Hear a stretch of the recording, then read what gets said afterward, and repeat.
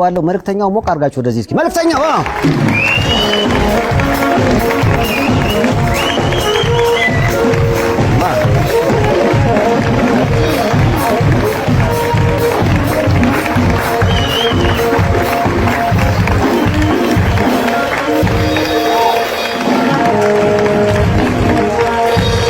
ቀደም ቃል ስለተገባባን አሁን ፊቱን ባራዳ ቋንቋ ፌሱን እንሹፈው አይደል? ይሾፋል መጀመሪያ ዜና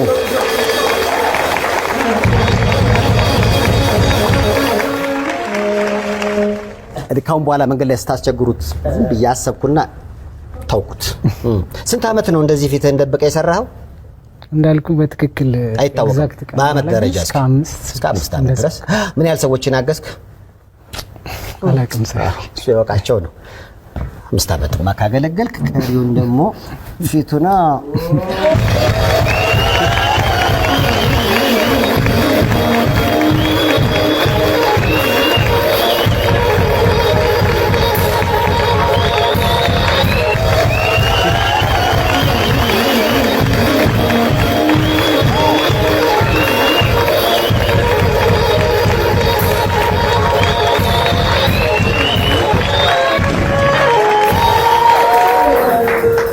አንተን ናፍቀዋል እኔን ሰልችተዋል። ስለዚህ እኔ ሸፈን ደግሞ ቁጭ በል እስኪ።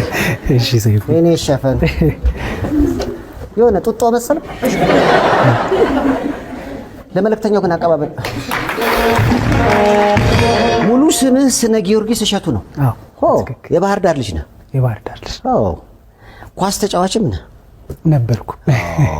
አሁን አቆም። አሁን የገባኝ ይሄ መቆም የሌለበት እንደውም ኳሱ ላይ ነበር መጠንከር የነበረብህ። ይሄ ተጫውተህ እኮ ማገዝ ትችል ነበር፣ መርዳት ትችል ነበር። ውስጡ ላይ ብዙ ነገሮች አሉ አይደል? አንዳንድ ነገሮች እንደዚህ አይገለጹም በደንብ። በአንዳንድ ምክንያቶች ነው ያቆምከው። ተሰብረህ ነው አይደል? ምክንያቱም እዛ ፎቶ ላይ እንደማየው እኮ ኧረ ስነ ጊዮርጊስ ነው በጣም ደም ይላል።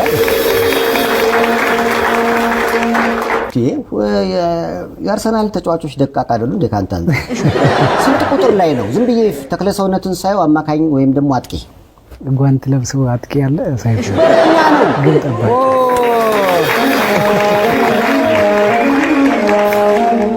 እኔ እኮ በርዶ ጓንት ያረክን ይመስላል። በረኛ ነህ። ስንት አመት ተጫወትክ?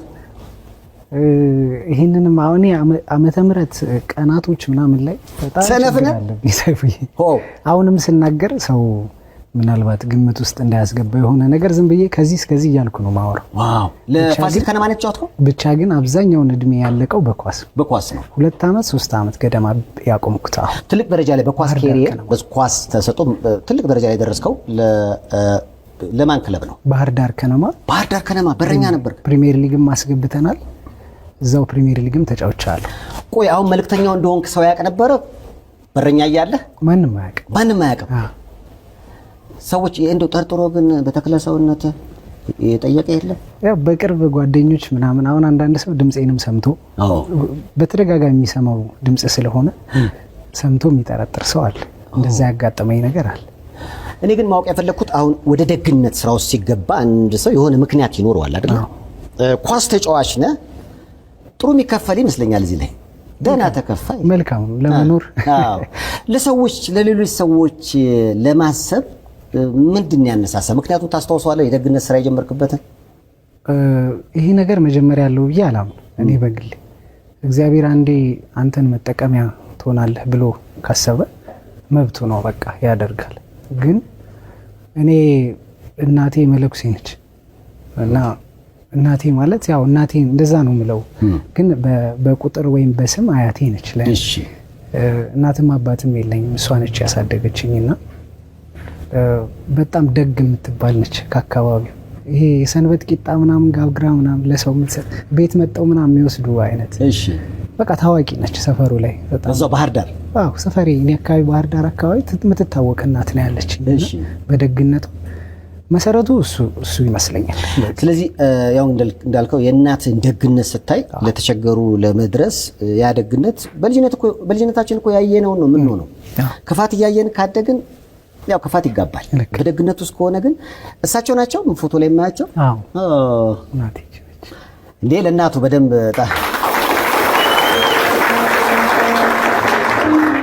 ይኸውላችሁ ልጅ ፍቅር እየነገር ነው ካደገ በቃ ጥሩ አፍቃሪ ይሆናል። ደግነት ካየ ደግ ይሆናል። የዛኑ ያህል ደግሞ በተቃራኒው ካሳደግነው ከክፋት ከክፉ ሊሆንም ይችላል። እናንተ የእናተ ደግነት ተጋብቶባል? አዎ በልጅነት ጀምሮ እንዳልኩ ሰይፉዬ መንገድ ላይ የሆነ ሰው አይታ አታልፍ። ተማሪዎች እነዚህ ውጭ እንትን የሚያድሩት አሉ መጣው ቤት ጎዳና ተዳዳሪ ነው የሚለምኑት ምንድነው አኮፋዳ ይዘው ምናምን እኛ አካባቢ እንደዛ ነው የሚባለው። እነሱ መጣው ቤት በልተው ምናምን የሚሄዱት መጣው የሚያድሩ እንደዛ ነገር ነውና እኔ ከነሱ ጋር ስጫወት ምናምን ነው እንትን ያልኩትና ከልጅነቴም ጀምሮ እኔ አሁን ስጎርስ ታይኛለህ አይደል ቪዲዮ ላይ እሱ ድሮ ያደረኩት ነው። አሁን ሰው ምጸየፈው ምናምን ይመስለዋል። የቸገሩትን ታጎርሳለህ፣ አንተም ትጎርሳለህ። ከነሱ ስጎርስ ምናምን ሰው አይቶ አትጸየፍም አያምህም ወይ ምናምን ይላሉ። አንተ ግን ያደረክበት አብሬ የመጣ ነገር ስለሆነ ምንም እንትን አይደለም ለኔ እና ማዘርን እያየሁ ነው ያደግኩት። ክብሩን እግዚአብሔር ይውሰድ። ከእግዚአብሔር ቀጥሎ ግን እናቴ ነች ለዚህ ትልቁን ድርሻ የምትወስደው። አሁን በቲክቶክ በፌስቡክ በማህበራዊ ሚዲያዎች ጥሩ የሚሰሩ እንዳለ ሁሉ መጥፎ ደግሞ የሚሰሩ አሉ። ይሄ የሚጠበቅ ነው። አንተም ባላደራውም ጥሩ ከሚሰሩት መሃል ሰዎች በበጎ ስማችሁን ያነሳሉ። ግን ደግሞ አንዳንድ የሚጠይቁት ጥያቄ አለ። ለምሳሌ እኔ ጽድቅ መንገድ አለ ቅድም ያየኸው የታመሙ ሰዎችን አቀርባለሁ። ባንክ አካውንታቸውም ስልካቸውም እዛው ላይ ነው። ስለዚህ ከየትም ቦታ ሆኖ የሚያይ ሰው ለነዛ ሰዎች ገንዘቡን ይሰጣቸዋል። የእናንተን ግን ለየት የሚያደርገው ለእናንተ ገንዘቡ ይገባና ነው የምትሰጡትና ሰዎች ከሚሰጡት ገንዘብ ጋር አካውንታችሁ ውስጥ አብሮ ሰይጣን አይገባም ወይ? ከባዱ ነገር እሱ ነው ሰይፉዬ። ከሰሞኑም አሁን የሰማኸው ይሄ ኬዝ እኛ የተከሰስንበት ጉዳይ በዚሁ በተመሳሳይ ነው። እኔ እንዳልኩ አንድ ተራ መልእክተኛ ነኝ ነው የሚለው። ፒጂ ላይ ብትገባ የቲክቶክ ወይም ሌላውን ቦታ ብትገባ እንደዛ ነው የሚለው። እኔ መልእክተኛ ነኝ፣ ሰው ገንዘብ ይልክልኛል ማድረስ ነው በቃ። ሌላ ምንም የሰራሁት እዚህ ሰው ፊት የሚያስቆመኝም የለም። በኋላ እናገረዋለሁ ዛሬ እዚህ መጥቼ ለምን እንደተቀመጥኩ። ምንም የሚያሳበኝ ነገር የለም። በቃ የሰው ገንዘብ ለሰው ተራ ሰው ነኝ። አዎ ሰው በቃ መተላለፍ ፖስታ ቤት ነኝ በቃ እንደዛ ነው። ቱቦ ነኝ አስተላለፍ ምንድነው ሐሳብ ነው ያመነጨሁት።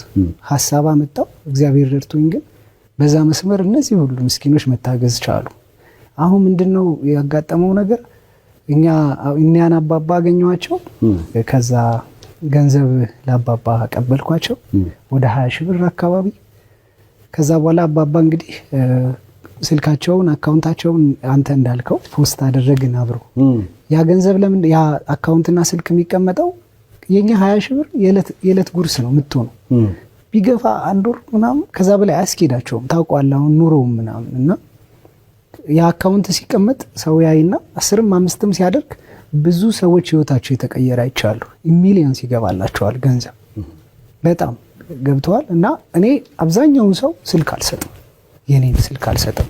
ለመሰለም አልሰጠው አመሰግናለሁ ምናምን ለማለት ብዙ ርቀት ነው የሚሄዱት። አንዴ ማር ልላክልህ አንዴ ቅቤ ማይሉት ነገር የለም ላንተ እና እሱን አልፈልገውም። እና በቻልኩት መጠን መራቅ ነው የምፈልገው ከነዛ ሰዎች። እንግዲህ ፖስት ሲደረግ በመሃል ባላደራው ነኝ ብሎ በስም ማለት ነው ብሎ አጭበርብሯቸዋል። አይ ቲንክ ባላደራው አይደለም እዚህ ጋር እንዲያዝልኝ እንደዛ ብሎ ያጭበረበራቸው ሰው አለ ከመሃል።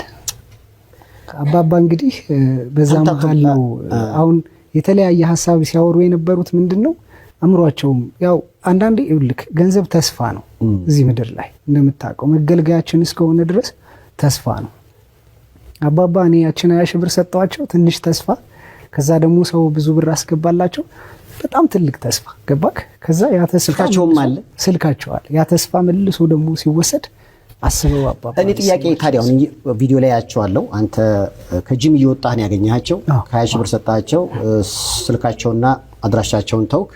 ከዛ በኋላ ሰውም ገንዘብ አዋጣላቸው። እዛ ላይ እንግዲህ ስልክ ተደውሎ የሆነ ሰው የሰበሰበላቸውን ገንዘብ ቀማቸው። ይሄ ግን እኮ ከባንክ ቤት በሚወጣ ማስረጃ ወይ ደግሞ በተደወለላቸው ስልክ አይታወቅም። ለምን ሀሜት ውስጥ ወጥቷል? ኦሬዲ ወጥቷል። አሁን እኔ ይፋ አድርጌ ፎቶ ምናምን መለጠፍ አልፈልግም። ኦሬዲ ወጥቶ እኔ አሁን ስልኬ ላይ አለኝ ፎቶ የልጁ የበላው ሰውዬ ኦልሬዲ መረጃውም ሁሉም ነገር አለ ወጥቷል። ታዲያ ለምን ለፖሊስ አታምልክ? ወደዛው ነን አሁን ሳይፉዬ ፕሮግራም ወደ አንተ መጣው ምናምን ተሆነ ቀኑ አጠር ነገር አለ እና እንጂ አሁን ቀጥታ እሱን ወደ ህግ አቅርበን ይፋ ይደረጋል። ሚዲያ ላይ መጡ። ምንም የሚያወዛግብ ነገር አልነበረም። ጠርቷል እንዳየኸው እኛም ሁለታችንም ቀርበን ምናምን ሁሉን ነገር ክሊር አድርገናል በቻልነው መጠን። ስለዚህ አሁን በዚህ ተነስቶ ባላደራው በቃኝ ደግነት እኔ የተቸገረ ሰው ማገዜ እዚህ ጋር ምን ተሰማው? እሱ በቃኝ ሲል የምር እኔ ሳይፉዬ አፋር ነበርኩኝ ያን ሰዓት እንዳጋጣሚ በሄድኩበት ቀን ነው ጠዋት ፖስት አድርጌያለሁ መንገድ ላይ እየሄድኩ ማለት ነው።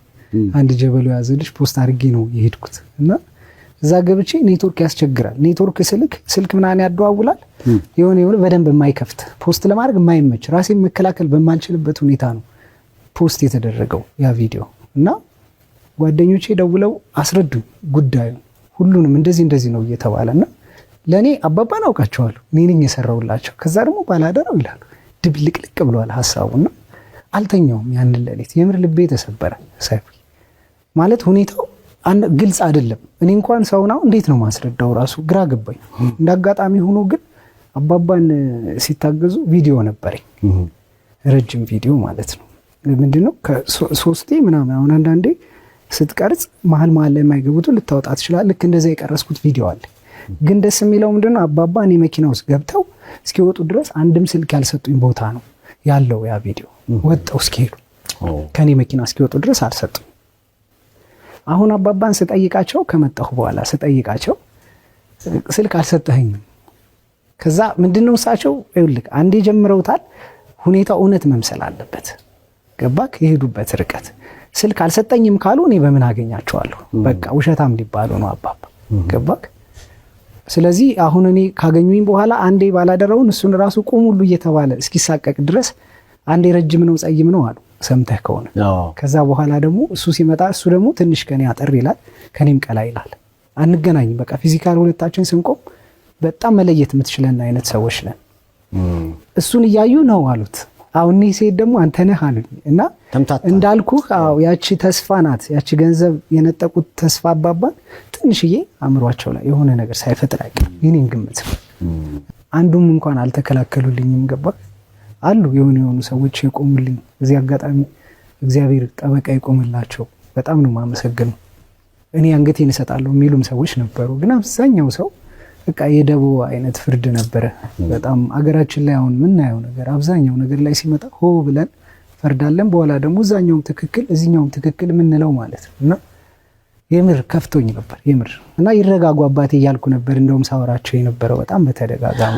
እኔ ከራሴ ልምድ ተነስቼ ምናልባት ሊሆን የሚችለውን ስገምት ካሁን በፊት የኩላሊት ህመምተኛ ነች ብለን ቪዲዮ ለቀቀ እና በጣም የሚያሳዝን ቪዲዮ ነው። አድራሻዋም አለ እዛ ላይ ስልኳ የባንክ አካውንቷም አለ። በ15ኛው ቀን የሆነ ሰው ደወለላት እንግዲህ ስትነግረኝ ነው እና በደንብ ሊያግዝሽ የሚፈልግ ባለሀብት አለ እና መተሽ እንነጋገር።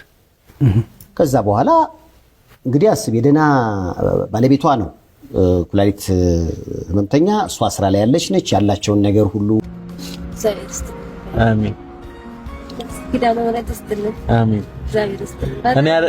እኔ አይደለሁም የሰጠውሽ። ይሄንን የሰጡሽ አርሴማና ሚካኤል ይባላሉ። ገና ልጆች ናቸው። እነሱ አድርስ ብለው ልከውኝ ነውና እነሱን መርቂያቸው። እሺ፣ አመሰግናለሁ። በጣም አመሰግናለሁ። ማርያም ስሳለሽ እኔ ራሱ በጣም ቸገረኝ እኮ ነው ለማንኩት። እኔ ክፍለ ሀገር ከመጣሁ ማለት ነው ጦርነት እምቢ አለኝ። ከዛ ቅድም ተማሪ ነበረኝ ትምህርት ጨረስኩት። ዩኒቨርሲቲ ሲሄድኩት አንድ አመት ቆጠርኩት። የኔ አባቴ ሞቶ ከዛን እኛ ጦርነት ሳት የኛ ቤት እናቴ ቤት ላይ ሳት ገባው እነሱ። ከዛ በቃ እናቴም ራሱ በጣም ተሰቃየች። እኔ አምስት የኔ ትንሾች አለች። እኔ ቅድም ወለድኩት። ከዛ በጣም በቃ ቸነኩት። አዲስ አበባ መጣ። የኔ ባልሽ ደግሞ መከልከያ ላይ ወሰድኩት መንግስት ማለት ነው። ከዛ እኔ እንዴት ነው የሚሆነው ብሎ መጣሁ። ከዛ ሁሉ ጊዜ አለቀስኩት። ከዛ እዚህ አዲስ አበባ እርግዝና ግን አላውቅም ነበረ። እዚህ አዲስ አበባ ከመጣ ካን ስራ 250 ገባ ሰርቼ ነበረ። ከዛ 6 ወር ሞላ። እነሱ ደግሞ ስራ ላንቺ አይሆንም ውጪ ያለች ወጣው። እኔ እንዴት ነው የሚሆነው ብሎ አለቀስኩት። ከዛ የሆነ ጓደኛዬ አለች ተማላሽ ላይ ስራ ላይ ግቢ ያለች ገባሁ። 8 ወር ሞላ። እኔ እንዴት ነው የሚሆነው? አሁን ስራ ከበደኝ ያለች